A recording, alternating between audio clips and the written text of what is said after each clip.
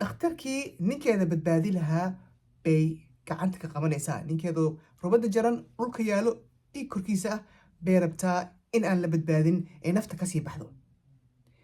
Assalaamu calaykum waraxmatullaahi wabarakaatu. saaxiibadey saytiin ma fiican tihiin? Maxaa haysiin maalmahaanitood? Aniga way jeedin waxaan idin bilaabay qisooyinkan oo aad aan iigu soo gagaabiyo si ay niigu ugu caajisnaa. saaxiibayaal haddii aad hore noola sii joogtay aad iyo aad u mahadsantahay, jazakallahu khayr. haddaa meesha ku cusub tahayne igu caawin subscribe-ka adoo aad iyo aad u mahadsan. 6,000 wax yaraa iga dhiman subscribe-ka ahaa. qisadaa hor usii gelaynaa. qisadan waxay ka dhacday Australia. nin iyo naag isqabaa waxay ka imaadeen Greek ka imaadeen Australia usoo guureen. 60meeyadii soo guureen. waxay dhaleen 2 wiil iyo gabar. ciyaalkoodii labada wiil mid ka mid ah oo Chris la dhaho baa jaamacad galay oo maxaa la dhahaa wuxuu noqday engineer, civil engineering oo bartay. engineer fiican uu noqday oo lacag fiican qaato. ninkii markuu jaamacadda dhameeyey 20 jiradiisii naagu guursaday. sanad un bay isqabeen.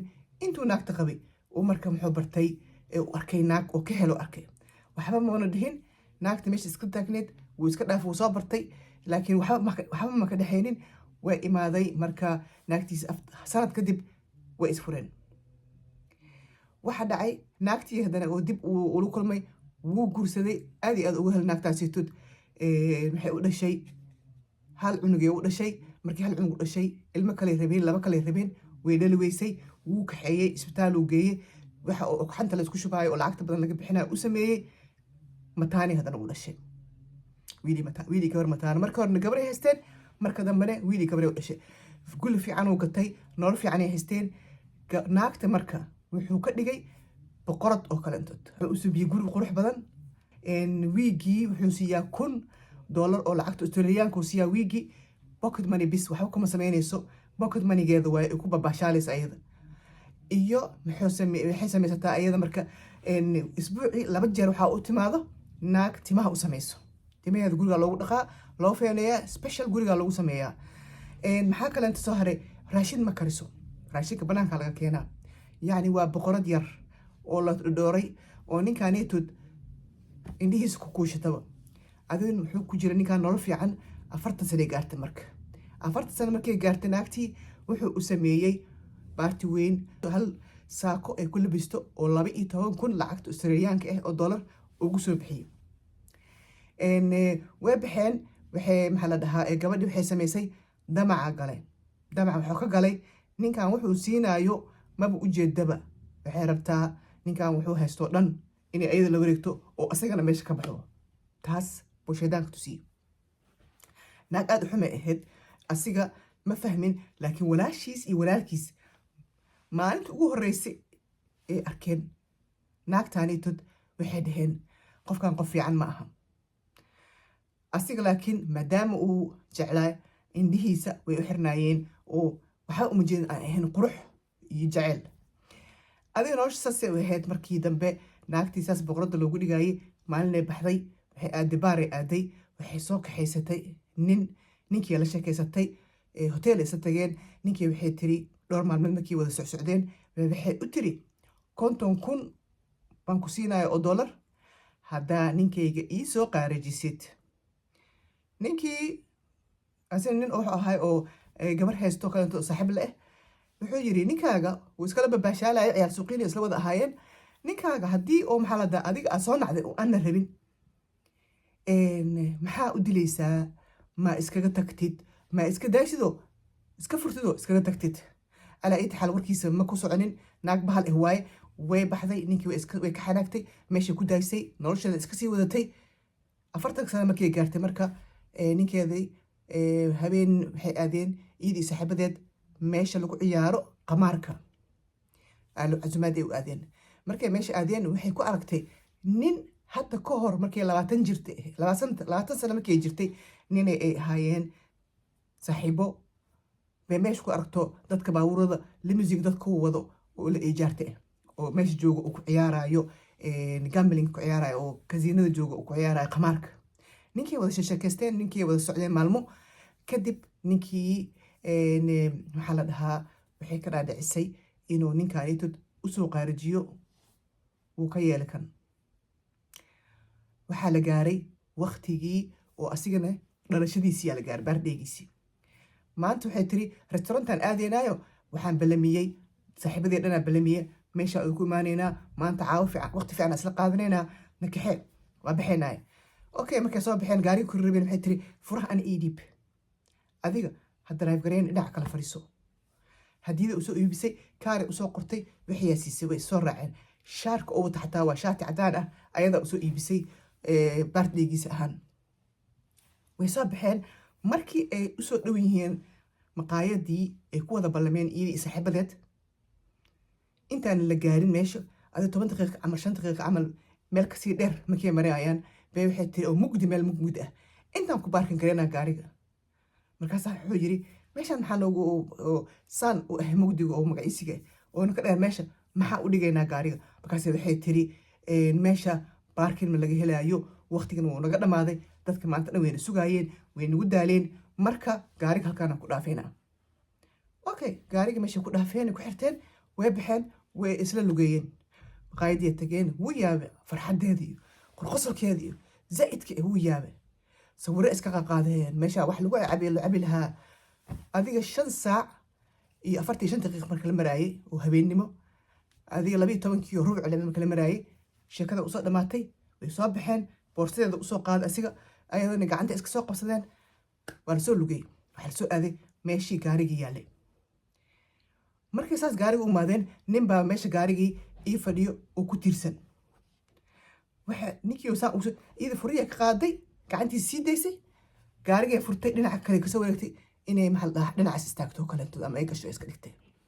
ninkii saa ugu soo rogmaday maxaa ku dhaco yiri ninkii uu ku soo istaagay halkaas oo mindi ka galiyay waana ku dilaacay rubadu saas u dilaacay. wuxuu yiri ani ma dareemin oo yiri wax igu dhacay ninkan inuu mindi watan waa u jeeday tiri mindiis lagu dilaayo asaa naagtiisa u soo iibiyo hadii uu keen hadda ka hor guriga bay ka soo qaaday bay ninkan u keentay tiri ku qal. mindida marka dhunta gali oo rubada saa u dilaaciyay wuxuu yiri xanuun maanan dareemin. ninkii isku dayo yiri anoo madax iga wareeray camal si kale ninkii aan u soo daray wajiga inaan feer ugu dhufto madaxa feer ugu dhufto waa qeylna Vicky arar run aan dhahayo yiri gabadhi ayadaaba kasii u sii dhahaya maxal dhaha carar. markii dhulka darbigu gadaal ugu dhacay ninkii inuu imaaday oo mindida soo qaatayo dhowr jeer caloosha waana ka dilaaciyo labo ka dhig calooshiisa wuuna ku durduray. xagga waxaa kasoo dega nasiibkiisa 2 qofood oo gaari kasoo degayaan oo dhakhtar ah. mid ka mid dhakhtarka ninkan wuu carar mindidii meesha ku tuuray wuu fakaday markuu 2 qofood soo ordeen. 2 qofood mid ka mid ah wuxuu wacay ambulance-kii wacay inuu meeshaan imaado emergency. qofka kalena wuxuu rabaa inuu maxaa la dhahaa qofkaan inta uu safe gareeyo oo naftiisii u sii toosiyo oo qabto dhiiggiisii wixiisii. ayadana meesha soo istaagtay ninkii oo dhakhtarka ahaa oo ninkeeda caawinayay bay waxay suubinaysaa gacantiisa ka qabanay maanta oo dhan. inuu soo jeesto wuxuu yiri sii daa gacantayda ninkaagaa rabaa inaan kuu badbaadiyo.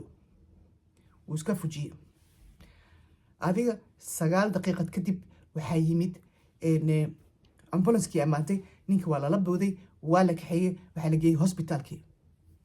hospitaalka marka la geeyey familkiyaa loogu yeeray familkiisa hooyadiis iyo walaalihiisa loo wacay way imaadeen mase waxay arkeen ninkaanoo dhiig ku qabaystay korkiisa dhan oo meel saaran oo dhuntana go-an tahay kan waa noolaana mayba isdheheeninba. waa la qaaday gudaha la geeyey operationki wixii loo soo wada qabtay waa loo soo magaciiseeyey. gabadhii la dhalatay ninkan la qalay baa hooyada waxay hoos ka tiri waan ogaa naagtan inay bahal ahayd oo dhibaatada u geystay. markaas hooyo kusoo jeestay waxay tiri maalan tahay dhibaana gaaray maxaa la dhahaa waxaasna iidan uma geysan karto waa tuugeysaan. alaa ii taxal ninkii wuxuu galay koomo 10 maalmood uu koomo ku jiray. markuu indhaha soo qaaday ninkii wuxuu arkay naagtii iyo familkiisu may joogaan naagtiisii oo korkiisa fadhiso oo ku ilmeynayso indhihii kusoo daadanayo ilinteedii wejigu u daadanayo. wuu soo istaagay waxay tiri ma soo kacday 10 maalmood kadib ha waxay ku bogsiisay banaagtii bis waaye aniga waa stressaan galay meeshaan ma joogi karo aniga ciyaalkii waadna direysaayo waxaan aadaynaa garigaan u guureynaayo meeshaan saan u soconnaa. wuxuu yiri wax kasta okay noqonayaan adigii isbitaalkii markuu reystay waa laga soo saaray ninkii lasoo qabtay bay maalinta dambe iskeentay booliiska. waxay leedahay dhibkaaneytood ninkayga anaa u geystay. ninkaaneytood oo saaxiibkay ahayne asaa raba inuu dilo. mas-uuliyaddana ninkay saartay dhibaatada inay ku jirtana way sheegtay. saasaa marka waxaa lagu suubiyey naagtii evilka ahayd waa la xiray. 12 sanaa la xiray. ninkii ilmihii usoo hareen labadii cunug, hal gabar waaweyn tahay mabala degnabo dhinaca kale jirtaa. labada cunug wiil gabadhi yaraa usoo hareen, ilmihiisoo haystaa, qof kale isbarteen. ayadii waa la xiray, gaarshiri u dhammaatay in lagu xiro. asigane calooshiisii waa laistusiyey, masawirka meeshaa laisku tusiyey. calooshiisi waxay qalan tahay xabadka ilaa iyo xundhurta hoos way dilaacan tahay. calooshiisaas waa loo tolay. dhowr meelna waa laga duduleeliyey. dhuuntan toliinka inta toliina ugu yaallo ebera laga dhigay ninkii. marka damac daraaddiis naagtaas wax kasto loo sameeyey may diidda inay dharagto. lacag wuxuu hayay, adduunyo dhan u hayay, way diidda inay dhagto. asigaa la weydiiyey, wuxuu la yiri maxay waxaan u samaynaysaa? wuxuu yiri nafteeda iyo ilmaheeda aabbahood waxaa ugu fiicnaaday inay 7 milyan hesho. haddii aniga ayada isfurno oon kala tagno, waxay helaysaa 3 milyan ay helaysaa. waxaa haya nus laga siinaa. laakiin aniga haddaan dhinto 7 milyan ay helaysaa. 7 milyan daraaddeed ee nafta ani igaga qaadaysa buu dhahay. ee ilmahayga aabbalaan u dhigto inuu dhigto. laakiin way dhici waysoo yiri. marka qaarkood dadka waxay samaystaan wax aan soconayn inay samaysanayaan oo aanan ibni-aadanimadan u fiicnayn. alla subxaana watacaala waxaan ka baryaynaa inuu nabad yeelo anagii inta muslim ah. assalaamu calaykum waraxmatullaahi wabarakaatu.